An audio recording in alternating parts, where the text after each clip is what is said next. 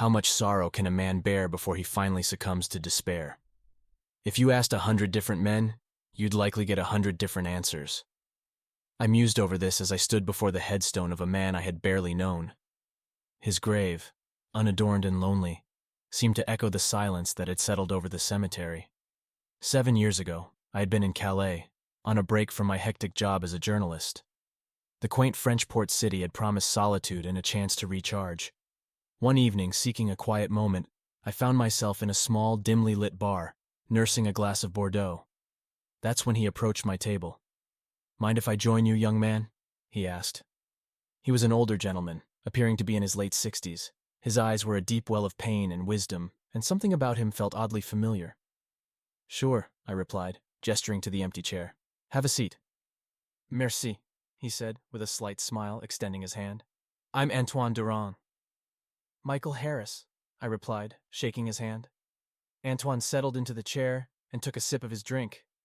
"You look like a man in need of some good conversation," I chuckled. "And you look like a man who has some stories to tell." He smiled wistfully. "Indeed. But first, tell me about yourself, Michael. What brings you to Calais?" "I needed a break," I admitted. "Work has been intense." Antoine nodded knowingly. "The world is a heavy place, my friend. We all need a respite from its weight." We sat in comfortable silence for a few moments, the ambient noise of the bar filling the gaps. Then he spoke again, his voice tinged with melancholy. "I see you're a man who contemplates the deeper questions of life."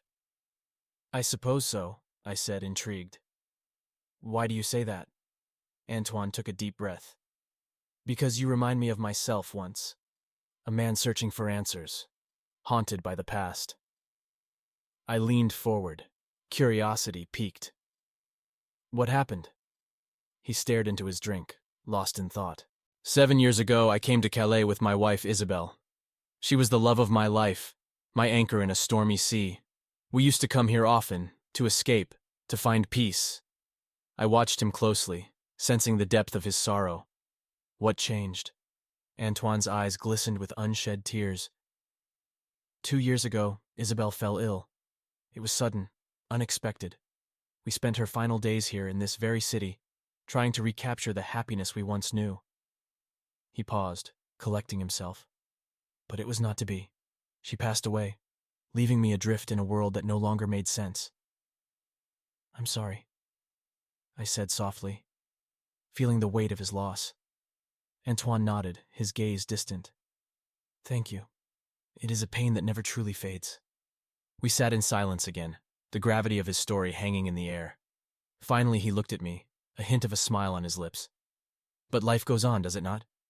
We carry our burdens and move forward because we must." "Yes," I agreed, "we must." Antoine raised his glass in a silent toast. "To those we have lost, and to the strength to carry on." I clinked my glass against his, feeling a newfound connection to this stranger who had bared his soul to me. As the night wore on, we shared more stories, laughter, and moments of quiet reflection. When I left the bar that night, I felt a strange sense of peace.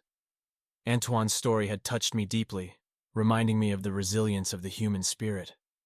Little did I know our paths would cross again, and his story would become entwined with my own in ways I could never have imagined. The next morning, I woke with a sense of purpose. Antoine's story had stirred something within me, and I felt compelled to learn more about him and his late wife, Isabelle. I wandered through the streets of Calais, taking in the sights and sounds of the city, but my mind kept returning to the old man's sorrowful eyes. I found myself back at the cemetery where I had first encountered Antoine. The place was eerily quiet, with only the rustling of leaves and the distant call of seabirds breaking the silence. I walked among the headstones, reading the names and dates, until I came upon one that made me stop. Isabelle Durand, beloved wife and cherished soul, 1945 to 2017. I stood there for a long time, reflecting on the life of a woman I had never met, but felt I knew through Antoine's poignant words. The sun was setting, casting long shadows across the graves, when I heard a voice behind me. "Paying your respects, I see." I turned to find Antoine standing there, a bouquet of fresh flowers in his hand, He placed them gently on Isabel's grave, and then stood beside me. Dear viewers, more than 90% watch my content without subscribing. If you still have not subscribed, then I ask you to do so. For me, this is the best motivation to continue. She was an extraordinary woman, he said quietly. Strong, kind, and full of life. I can tell, I replied. Your love for her is palpable. Antoine smiled sadly. Love like that never dies, Michael. It endures, even when the person is gone. We stood in silence, honoring Isabel's memory. Finally, Antoine spoke again. Would you like to join me for dinner? There's a little place Isabel and I used to frequent. I think you'd like it. I'd be honored, I said. We walked through the streets of Calais to a small bistro tucked away in a quiet corner of the city. The atmosphere was warm and inviting, with the soft glow of candlelight and the aroma of freshly cooked food filling the air. As we sat down, Antoine began to open up more about his life. He told me about his years as a history professor, his passion for teaching, and the joy he found in sharing knowledge with his students. He spoke of his travels with Isabel, the adventures they had, and the challenges they faced together. She was my rock, he said, his voice trembling slightly. In every storm, she was my safe harbor. I listened intently, moved by the depth of his love and the pain of his loss. It was clear that Isabel had been the center of his world, and without her, he was struggling to find his way. Antoine, I said gently, have you ever considered writing down your stories, your experiences? It might help you process your grief and keep Isabel's memory alive. He looked thoughtful. I have, actually, but I never knew where to start. Start with your love for her, I suggested. Write about the moments that defined your life together. The happy times, the struggles, everything. It doesn't have to be perfect. It just has to be honest. Antoine nodded slowly. Perhaps you're right. Maybe it's time to put pen to paper. We finished our meal in companionable silence, each lost in our own thoughts. As we left the bistro, Antoine turned to me with a determined look in his eyes. Thank you, Michael. You've given me something precious tonight, hope. I smiled. And you've given me perspective. I'm glad we met, Antoine. We parted ways, but I knew this was not the end of our connection. Antoine's story had become a part of my own, and I was eager to see where it would lead us. Over the next few weeks, Antoine and I met regularly. We would walk through the streets of Calais, visit the places he and Isabel had loved, and spend hours talking about life, love, and loss. Antoine had taken my suggestion to heart and had begun writing a manuscript about his life with Isabel. One afternoon, as we sat in a cozy cafe overlooking the harbor, Antoine handed me a worn, leather-bound journal. I've been working on this, he said. I'd like you to read it. I took the journal, feeling the weight of his words and the emotion contained within. I'd be honored, I said. Later that evening, back in my hotel room, I opened the journal and began to read. Antoine's writing was raw and heartfelt, painting a vivid picture of his life with Isabel. From their first meeting in a bustling Parisian cafe to their quiet evenings at home, each page was filled with love, joy, and the inevitable sorrow that came with her illness. As I read, I found myself drawn deeper into their world. I could see Isabel's radiant smile, hear her laughter, and feel the warmth of her presence. Antoine's words brought her to life in a way that was both beautiful and heartbreaking. One entry, in particular, stood out to me. It was written shortly after Isabel's diagnosis, capturing the turmoil and fear they both felt. Yet, even in the face of such uncertainty, their love shone through, a beacon of hope in the darkness. Isabel faced her illness with courage and grace, Antoine had written. She was determined to live each day to the fullest, no matter what the future held. Her strength gave me strength, and her love was my guiding light. By the time I finished reading, tears were streaming down my face. I closed the journal and sat in silence, overwhelmed by the depth of their love and the pain of their loss. The next day I met Antoine at our usual spot by the harbor. I handed him the journal, my voice choked with emotion. It's beautiful, Antoine, truly beautiful. He smiled, his eyes glistening with tears. Thank you, Michael. Writing it has been a healing process for me. You should publish it, I said. The world needs to hear your story, to know the love you shared. Antoine looked thoughtful. Perhaps one day. For now, I'm content to have it written down, to keep her memory alive in my heart. We sat together, watching the boats drift by, each lost in our own thoughts. In that moment, I realized that Antoine's story had become more than just a tale of love and loss. It was a testament to the resilience of the human spirit, a reminder that even in the face of profound sorrow, there is always hope. As time went on, my bond with Antoine deepened. He became a mentor, a friend, and a source of wisdom in my life. We continued to explore Calais together, uncovering stories from his past and creating new memories. One day, while we were walking through the bustling market square, Antoine paused in front of a small antique shop. "There's something I want to show you," he said, leading me inside. The shop was filled with an eclectic mix of items: old books, vintage jewelry, and dusty trinkets from a bygone era. Antoine made his way to a corner display and picked up a small, ornate box. "This belonged to Isabelle," he said, opening the box to reveal a collection of letters and photographs. "We used to write letters to each other, even when we were together. It was our way of expressing the things that were often left unsaid." He handed me one of the letters, the paper yellowed with age. As I read the delicate, flowing script, I was struck by the depth of emotion contained within each word. Isabelle's love for Antoine was evident in every line, her words a testament to their enduring bond. Antoine watched me with a gentle smile. "She had a gift for words, didn't she?" "She did," I agreed. "These letters are a treasure." We spent hours in the shop, reading through the letters and reminiscing about Isabelle. Each one offered a glimpse into their life together, capturing moments of joy, struggle, and unwavering love. As we left the shop, Antoine turned to me with a thoughtful expression. "Michael, there's something I've been meaning to tell you, something from my past that I haven't shared with anyone." I looked at him, curious and concerned. "What is it?" Antoine took a deep breath. "Years ago, before I met Isabelle, I had another family, a wife and a son, but I lost them in a tragic accident." I was stunned by his revelation. "I'm so sorry, Antoine. I had no idea." He nodded, his eyes filled with sorrow. "It's not something I talk about often. The pain was too great, but meeting Isabelle helped me heal, gave me a second chance at happiness."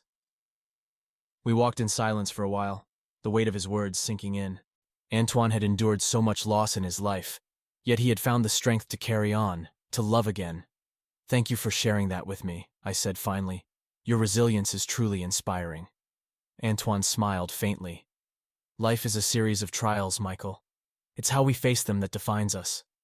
As the sun set over Calais, casting a golden glow over the city, I realized that Antoine's story was far from over. There were still chapters to be written, memories to be made, and lessons to be learned, and I was grateful to be a part of his journey. With each passing day, Antoine's story continued to unfold, revealing new layers of his complex and poignant past. Inspired by his resilience and the love he had shared with Isabelle, I decided to delve deeper into my own life, exploring the experiences that had shaped me. One evening, as we sat on a bench overlooking the sea, I turned to Antoine. "I've been thinking about my own story," I said, "about the things I've buried and the emotions I've avoided." Antoine looked at me with understanding. "It's never easy to confront our past, Michael, but it's a necessary part of healing." I nodded, taking a deep breath. "There was someone I loved once. Her name was Emily. We were together for 5 years, but it ended abruptly. I've never really gotten over it." Antoine listened intently as I recounted my relationship with Emily. The laughter, the dreams, and the heartbreak. As I spoke, I felt a sense of release, as if a weight had been lifted from my shoulders. "It's hard to let go of someone who meant so much to us," Antoine said softly. "But holding on to the past can prevent us from moving forward." "I know," I admitted. "I think it's time to let go, to find closure." Antoine placed a reassuring hand on my shoulder. "Closure doesn't mean forgetting, Michael. It means accepting the past and finding peace with it." His words resonated with me, and I realized that Antoine had been right all along. Life was a series of trials, and it was up to us to face them with courage and grace. Over the next few months, I worked on finding that closure. I revisited the places Emily and I had loved, wrote letters to her that I would never send, and slowly began to heal. Antoine's support and wisdom were invaluable during this time, and our friendship grew even stronger. One day, as we walked through the bustling streets of Calais, Antoine turned to me with a twinkle in his eye. "I have a proposition for you, Michael." "Oh?" I said, intrigued. "What is it?" He smiled. "How would you feel about co-authoring a book with me? A collection of our stories, our experiences, and the lessons we've learned along the way." I was taken aback by his suggestion, but also excited by the prospect. "I would love that," I said. "It would be an honor." And so we began our collaboration. We spent countless hours writing, sharing our stories, and weaving our narratives together. The process was cathartic, allowing us to reflect on our pasts and embrace the future. Our book, titled Echoes of the Heart, was published a year later. It was a testament to our journey, a celebration of love, loss, and resilience. The response from readers was overwhelming, and we received letters from people all over the world who had been touched by our story. Through it all, Antoine and I remained close, our bond unbreakable. We continued to explore life together, creating new memories and cherishing the ones we had. As I stood before Isabelle's grave one last time, I felt a profound sense of gratitude. Antoine had taught me so much about love, strength, and the power of storytelling. His journey had become a part of mine, and I knew that our stories would continue to resonate, echoing in the hearts of those who read them. With Echoes of the Heart gaining popularity, Antoine and I found ourselves in the spotlight. Invitations for interviews and book signings poured in, but Antoine preferred to stay out of the limelight, letting me handle most of the public engagements. Despite his preference for privacy, he was always present in spirit, guiding and supporting me through each event. One afternoon, after a particularly successful book signing in Paris, I returned to Calais with a sense of accomplishment. Antoine and I met at our usual spot by the harbor, the salty breeze a welcome respite from the bustling city. "You're becoming quite the celebrity," Antoine teased as I approached. I laughed, shaking my head. "I couldn't have done it without you, Antoine." He smiled warmly. "I'm proud of what we've achieved, Michael. But there's something I've been thinking about, something from my past that I need to revisit." "What's that?" I asked, curious. Antoine looked out over the water, his expression pensive. "There's a place I haven't been to in many years. It's where I lost my first family. I think it's time I face it." His words hung heavy in the air, and I felt a pang of empathy for the pain he must have endured. "I'll go with you," I said firmly. "You don't have to do it alone." Antoine nodded, gratitude in his eyes. "Thank you, Michael. It means a lot to me." A week later, we set off on a journey to the small village of Saint-Michel, nestled in the French countryside. As we drove, Antoine shared memories of his first wife, Claire, and their son, Julien. He spoke of the joy they had brought him, and the devastating loss he had suffered when they died in a car accident. "I've avoided this place for so long," he admitted as we neared the village. "But I think it's time I find some closure." We arrived in Saint-Michel just as the sun was setting, casting a warm glow over the picturesque village. Antoine led me to a quiet cemetery on the outskirts of town, where Claire and Julien were buried. As we stood before their graves, Antoine's shoulders trembled with emotion. I placed a comforting hand on his back, offering silent support. "I've missed them every day," he said, his voice choked with grief. "But I've also found love again with Isabelle, and for that, I'm grateful." We spent a long time there, reflecting on the past and the memories that lingered. Antoine spoke to Claire and Julien, telling them about his life with Isabelle and how much he had grown. It was a poignant moment filled with both sorrow and acceptance. As we left the cemetery, Antoine turned to me with a sense of peace. "Thank you, Michael. I needed this." "You're welcome," I said softly. "I'm glad I could be here with you." Our journey to Saint-Michel marked a turning point for Antoine. He seemed lighter, more at peace with his past. We continued to write and share our stories, finding solace and inspiration in our work. Dear viewers, I ask you to subscribe to the channel under this video. I will be very grateful to you. One day, while we were sitting in our favorite cafe, Antoine looked at me with a twinkle in his eye. "I've been thinking about taking a trip, a new adventure, if you will." "Where to?" I asked, intrigued. "To the Mediterranean," he replied. Isabel and I always dreamed of sailing along the coast, visiting the islands, and experiencing the beauty of the sea. I smiled, feeling a surge of excitement. That sounds amazing. When do we leave? Antoine laughed. As soon as we're ready. We spent the next few weeks preparing for our journey, researching destinations, and making arrangements. The prospect of exploring new horizons filled us both with a renewed sense of purpose. Our adventure began in Marseille, where we boarded a charming sailboat named La Belle Étoile. As we set sail, the gentle rocking of the boat and the salty breeze invigorated our spirits. We visited picturesque villages, swam in crystal-clear waters, and tasted delicious local cuisine. Each day brought new experiences and memories, and I could see the joy in Antoine's eyes as we explored the Mediterranean together. One evening, as we anchored near a secluded cove, Antoine and I sat on the deck, watching the stars twinkle above us. The night was calm, the only sound the gentle lapping of the waves against the hull. "This is what Isabel and I dreamed of," Antoine said softly. "To sail under the stars, to feel the freedom of the open sea." "It's beautiful," I agreed. "Thank you for sharing this with me." Antoine smiled. "Thank you for being here, Michael. Your friendship has been a blessing in my life." As we continued our journey, I realized that our adventure was not just about exploring new places, but also about healing and embracing the future. Antoine had found a way to honor his past while opening his heart to new possibilities, and I was grateful to be a part of that journey. Our Mediterranean voyage was a balm for our souls, but as we sailed back to Calais, reality began to encroach upon our idyllic adventure. The day after we returned, I received a letter that would change the course of my life. It arrived in a plain envelope with no return address. I opened it to find a handwritten note. "Dear Michael, I hope this letter finds you well. My name is Emily. I came across your book, Echoes of the Heart, and recognized your name. I have something important to tell you, something that I believe you need to hear. Please meet me at the Café de la Paix in Paris on Thursday at noon. Sincerely, Emily." My heart pounded as I read and reread the letter. Emily, the name that had haunted my memories, the love I had never truly let go of.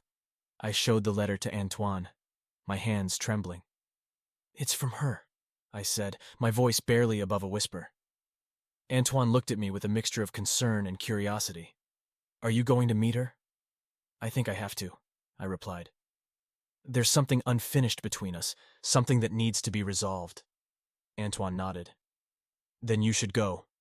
But remember, Michael, whatever happens, you've come a long way. Trust yourself." On Thursday, I took the train to Paris, my mind racing with questions and emotions. The Café de la Paix was bustling with activity when I arrived, but it felt as though time stood still as I spotted Emily sitting at a corner table.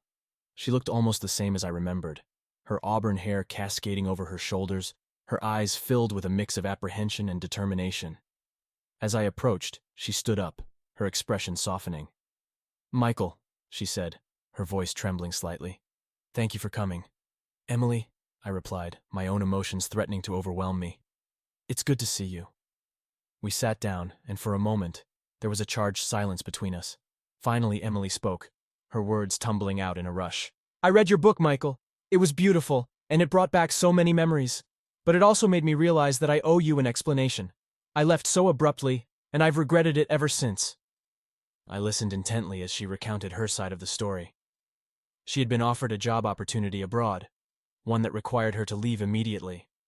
Fearful of the impact it would have on our relationship, she had made the difficult decision to go without saying goodbye, hoping it would be easier for both of us. "I was wrong," she said, tears glistening in her eyes. "I should have talked to you, given us a chance to make it work. I've missed you every day, and when I saw your book, I knew I had to reach out." I felt a mixture of sadness and relief as I listened to her. Sadness for the lost time, but relief that we were finally having this conversation. "Emily," I said softly, "I've missed you too. But I've also grown, and I've learned to move forward. Meeting you again feels like a second chance, but we need to be honest with each other." She nodded, her expression earnest. "I want that too, Michael. I want to find a way to make things right." We spent the rest of the afternoon talking, sharing our experiences and our hopes for the future. By the time we parted ways, I felt a sense of closure and a glimmer of hope for what might come next. Returning to Calais, I felt a sense of renewed purpose. My encounter with Emily had brought closure to a chapter of my life that had long remained unresolved. I shared the details of our meeting with Antoine, who listened with a thoughtful expression. "I'm glad you were able to find some peace," he said. "It's important to address the past, but now you have the chance to look toward the future." Emily and I began to correspond regularly, gradually rebuilding our connection. It was a slow and cautious process, but it felt right. We decided to take things one step at a time, focusing on rekindling our friendship before anything else. Meanwhile, Antoine and I continued our work on new projects, inspired by the success of our book. We received invitations to speak at literary events and workshops, sharing our experiences and encouraging others to tell their stories. One day, as we were preparing for a lecture in Lyon, Antoine turned to me with a serious expression. "Michael, there's something I've been wanting to discuss with you." "Of course," I said, curious. "What is it?" He took a deep breath.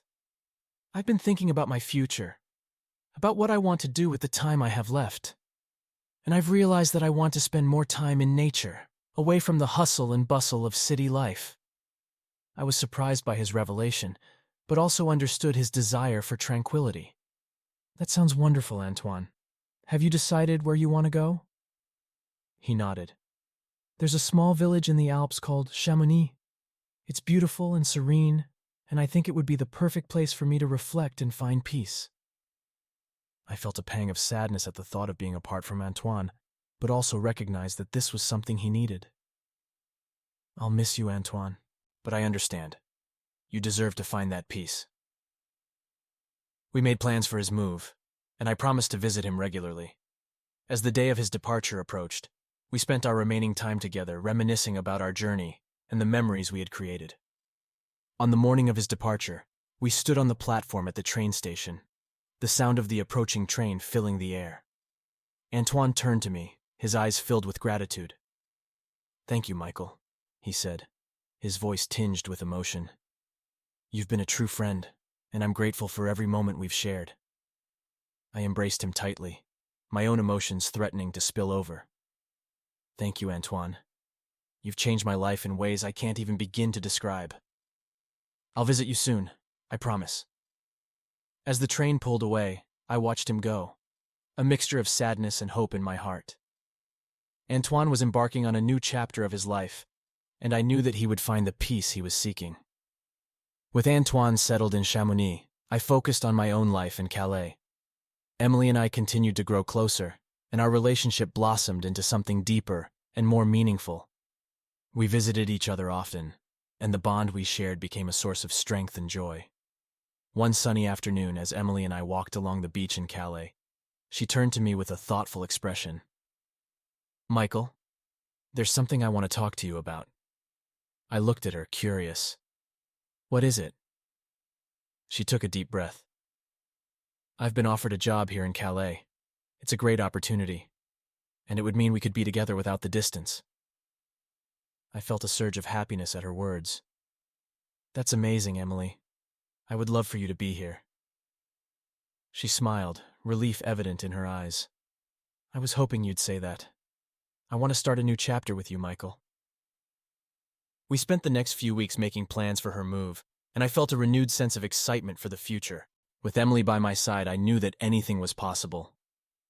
As we settled into our new life together, I continued to write, drawing inspiration from the love and experiences we shared. Emily encouraged me every step of the way, and our home was filled with laughter and creativity. One evening, as we sat on the balcony overlooking the sea, Emily turned to me with a mischievous smile. "Michael, have you ever thought about writing a sequel to Echoes of the Heart?"